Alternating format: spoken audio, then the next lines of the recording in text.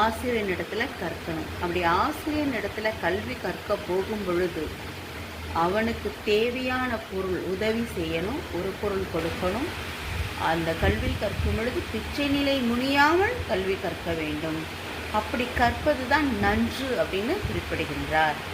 அடுத்து, பிறப்போர் அன்ன உடன் வயிற்றுள்ளும் சிறப்பின் பாலால் தாயும் மனம் தெரியும்.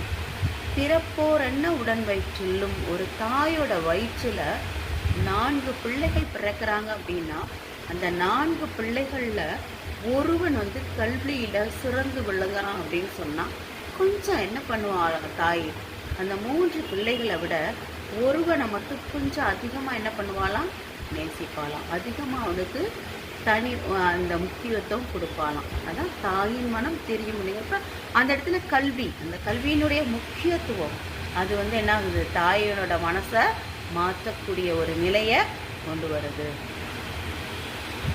ஒரு குடி பிறந்த பல்லோருள்ளும் மூத்தோன் வருக என்னாது அவருள் அறிவுடையோன் ஆறு அற